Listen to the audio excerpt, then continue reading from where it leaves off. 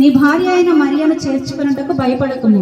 ఆమె గర్భము ధరించినది పరిశుద్ధాత్మ వలన కలిగినది. ఆమె యొక్క కుమారుని కనును. తన ప్రజలను వారి పాపముల నుండి ఆయనే రక్షించును గనుక ఆయనకి యేసు అని పేరు పెట్టదు అనను.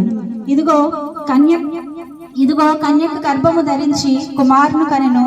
ఆయనకి ఇమ్మానుయేలను పేరు పెట్టదు అనను.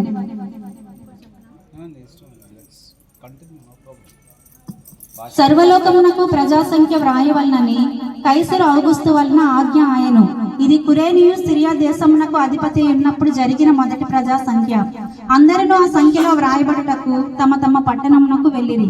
యోసేపు దావీదు వంశంలోను గోత్రములోను పుట్టినవాడు గనుక తనకు భార్యగా ప్రదానము చేయబడి గర్భవతి అయి ఉన్న మరియతో కూడా ఆ సంఖ్యలో వ్రాయబడుటకు గలిలయలోని నజరేతు నుండి యూదయలోని బెత్లెహేం అనబడిన దావీదు ఊరికి వెళ్ళెను. వారక్కడ ఉన్నప్పుడు ఆమెకు ప్రసవ దినము నిండెను గనుక ఆమె తలుచులు కుమారుని కని పొత్తుగుడ్డలతో చుట్టి సత్రంలో వారికి స్థలము లేనందున ఆయనను పశువుల తట్టులో పరుండబెట్టెను. ఆ దేశంలో కొందరు గొర్రెల కాపరులు రాత్రివేళ తమ పొలంలో ఉండి తమ మందను కాచుకొనుచుండగా ప్రభు దూత వారి యొద్దకు వచ్చి నిలిచెను. ప్రభు మహిమ వారి చుట్టూ ప్రకాశించినందున వారి మిక్కిలి భయపడేది.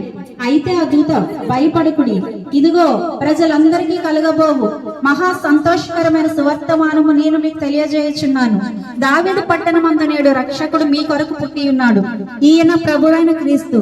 దానికి ఇదే మీకు ఆనవాలు. ఒక శిశువు పొత్తుగుడ్డలతో చుట్టబడి ఒక తొట్టెలో పండుకొని ఉండుట మీరు చూచెదరని వారితో చెప్పెను. వెంటనే పరలోక సైన్య సమూహము ఆ దూతతో కూడా నుండి సర్వోన్నతమైన స్థలములలో దేవునికి మహిమయు ఆయనకిష్టులైన మనుషులకు భూమి మీద సమాధానము కలుగును గాక అని దేవునికి స్తోత్రము చేయుచుండెను.